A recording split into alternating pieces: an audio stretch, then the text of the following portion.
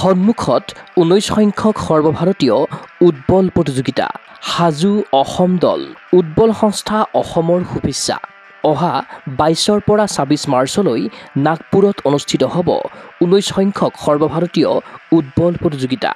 এই প্ৰতিযোগিতাত অংশগ্ৰহণ কৰিবলৈ সাজু হৈছে 12জনীয়া অসম দল। যোৱা 20 ফেব্ৰুৱাৰীত গুৱাহাটীৰ গোপাল বড়ো হাইস্কুল খেলপথাৰত উদ্বল সংস্থা অসমৰ উদ্যোগত অনুষ্ঠিত হৈ যোৱা ৰাজ্যিক বাছনি শিবিৰৰ পৰা নিৰ্বাচিত কৰা হয় অসম দলটো। বুধবাৰে গুৱাহাটী প্ৰেছ ক্লাবত বাছনি লাভ কৰা অসম দলৰ খেলুৱৈসকলক সম্বৰ্ধনা জনালে উদ্বল সংস্থা অসমে। সমাগত সৰ্বভাৰতীয় উদ্বল প্ৰতিযোগিতাত অসম দলক প্ৰতিনিধিত্ব কৰিবলগীয়া পুৰুষ খেলুৱৈসকল হ'ল ক্ৰমে জিতুপন দাস, ৰিচাৰ্ড কলিতা, শংকুমণি বেজবৰুৱা, জিজাঞ্চ নাথ আৰু অবিনাশ দাস। আনহাতে মহিলা দলত আছে ডিম্পী হাজৰিকা, জ্যোতিষ্মা বৰুৱা, শেৱালী ব্ৰহ্ম, নীলুফা ৰহমান আৰু জুমণি দাস। অসম দলৰ মুখ্য প্ৰশিক্ষক হিচাপে আছে প্ৰাণপ্ৰতিম চলিহা। টিম মেনেজাৰৰ দায়িত্ব পালন কৰিব ডক্টৰ শশী মোহন দাসে। বৃহস্পতিবাৰে অসম দলটো নাগপুৰৰ অভিমুখে ৰাওনা হ'ব। বুধবাৰৰ সংবাদমেলত উপস্থিত থাকিল উদ্বল সংস্থা অসমৰ কাৰ্যকৰী সভাপতি ডক্টৰ নৱজ্যোতি বৰা, সাধাৰণ সম্পাদক প্ৰাণপ্ৰতিম চলিহা আৰু সহকাৰী সাধাৰণ সম্পাদক ডক্টৰ শশী মোহন দাস। আমাৰ আজি যিটো 12জনীয়া দল আমি আজি বাছনি কৰি উলিয়ালোঁ, এইটো নাগপুৰত অনুষ্ঠিত হ'বলগীয়া 19তম ৰাষ্ট্ৰীয় ফুটবল প্ৰতিযোগিতালৈ আমি এই দলটো বাছনি কৰিলোঁ।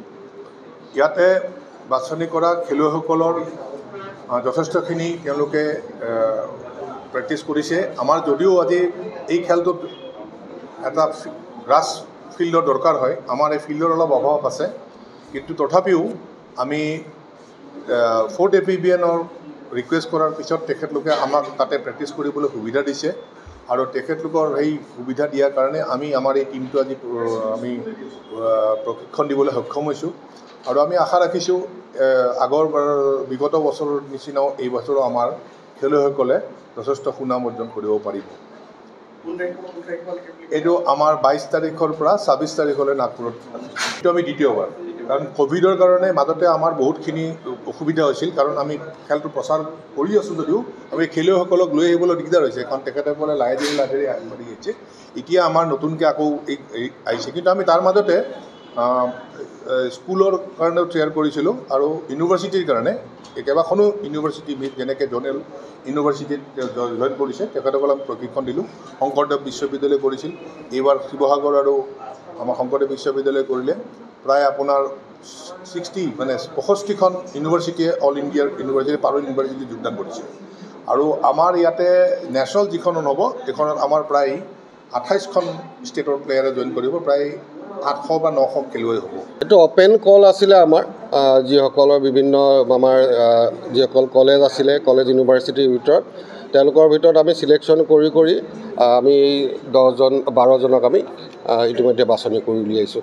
AIU অল ইণ্ডিয়া ইউনিভাৰ্চিটি এইটো ইনক্লুডেড, স্কুল গেমছত আছে আৰু এছিয়ান বিচ অলিম্পিক কাউন্সিলৰ আণ্ডাৰত ৰিকগনাইজ। আৰু এইটো আমি দুটা ধৰণত খেলোঁ, এটা আমি বিচত বালিত খেলোঁ আৰু এটা আমি গ্ৰাছত খেলোঁ। এতিয়া যিখন খেলিবলৈ গৈ আছোঁ এইখন আমি গ্ৰাছত খেলিম, গ্ৰাছ কোৰ্টত খেলিব।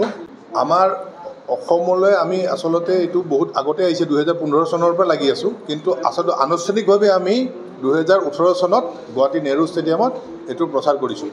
এতিয়া আমাৰ শিৱসাগৰ, ডিব্ৰুগড়, যোৰহাট, নগাঁও, আপোনাৰ তেজপুৰ, লখিমপুৰ, গুৱাহাটীততো আছেই, নলবাৰী, এনেকৈ বিভিন্ন ডিষ্ট্ৰিক্টত আমি আগবাঢ়ি গৈছোঁ আৰু তাতো যথেষ্ট ল'ৰা ছোৱালী পাবলৈ সক্ষম হৈছোঁ। খালি যিহেতু নতুন গেম, বস্তুটো অকণমান যদিও আপোনালোকে দেখিছে বল আৰু মেলেট দৰে, গতিকে এইটো অকণমান ল'ৰা ছোৱালীয়ে ইয়াত এভেইলেবল হৈ থকা নাই বৰ্তমান। লাহে ধীৰে এইটো যেতিয়া বেছি হৈ যাব তেতিয়া ল'ৰা ছোৱালী আৰু আহিব। আমি আশা কৰিছোঁ যে এই গেমটোৰ আপোনাৰ 30 মিটাৰৰ পৰা 130 মিটাৰৰ লেংথত আমি আৰ্টিফিচিয়েল ফেয়াৰৱে বনাওঁ। এটা ফেয়াৰৱেত আই ইংৰাজী আখৰৰ আই আৰু এলৰ পেটাৰ্ণত আমি বনাওঁ। এতিয়া আপোনাৰ কি হয়, যেতিয়া 30 মিটাৰৰ পৰা আপোনাৰ 50 মিটাৰলৈ তাক কয় পাৰ মানে হৈছে এইটো প্ৰথম এইটো তাতে আমি এইটো 30ৰ পৰা 50ৰ ভিতৰত আমি 35ও কৰিব পাৰোঁ, 45ও কৰিব পাৰোঁ, 47ও কৰিব পাৰোঁ। সেইটো আই আৰু এল পেটাৰ্ণত সেইটো প্ৰথম পাৰ মানে পাৰ 3 51ৰ পৰা 80 লৈকে সেইটোক কয় পাৰ 4 মানে আপোনাৰ 51ৰ পৰা 80 লৈকে আমি বিভিন্ন ৰেঞ্জত আমি গেটকেইখন বহাম আৰু তাতে আমি তেওঁলোকক আমি ফেয়াৰৱেখন বনাই দিম। আৰু পাৰ 5টো হৈছে 81 এণ্ড এবভ আপ টু 30 লৈকে। গতিকে আই এতিয়া এটা যদি আই আপোনাৰ বনোৱা যায় আপোনাৰ 30ৰ পৰা আপ টু 130 মিটাৰলৈ লেংথ থাকে আৰু তেওঁলোকক এটা শ্বৰ্ট মানে গেটখন কমপ্লিট কৰিবৰ কাৰণে তেওঁলোকক 10টা সুযোগ দিয়ে 10 ষ্ট্ৰ'ক 10 ষ্ট্ৰ'কত তেওঁলোকে মিনিমাম ষ্ট্ৰ'কত তেওঁলোকে গেটখন ক্ৰছ কৰিব লাগে। তাত এটা অবি বুলি এটা পইণ্ট আছে য'ত সেইটো পেনাল্টি পায়। এতিয়া আপুনি প্ৰথম ষ্ট্ৰ'কটো ছাপ'জ কৰি যদি আপোনাৰ আউট অফ বাউণ্ডেৰী হৈ গ'ল তেতিয়াহ'লে তেওঁ নেক্সট ষ্ট্ৰ'কটো 3 নম্বৰ ষ্ট্ৰ'কৰ পৰা ষ্টাৰ্ট কৰিব লাগে। গতিকে গেটটো ক্ৰছ কৰোঁতে তেওঁলোকে এনেধৰণৰ পদ্ধতিত আগবাঢ়িব লাগে। ক্ৰীড়া অনুৰাগীৰ আশা 19 সংখ্যক সৰ্বভাৰতীয় উদ্বল প্ৰতিযোগিতাত অপ্ৰতিৰোধ্য হওক অসম দল। উদ্বল সংস্থা অসমৰ বলিষ্ঠ নেতৃত্বত প্ৰচাৰ আৰু প্ৰসাৰতা লাভ কৰি ৰাজ্যত জনপ্ৰিয়তাৰ শিখৰত আৰোহণ কৰক উদ্বল ক্ৰীড়াই। চিন্ময় বৰাৰ প্ৰতিবেদন, গোগো স্পৰ্টছ NA।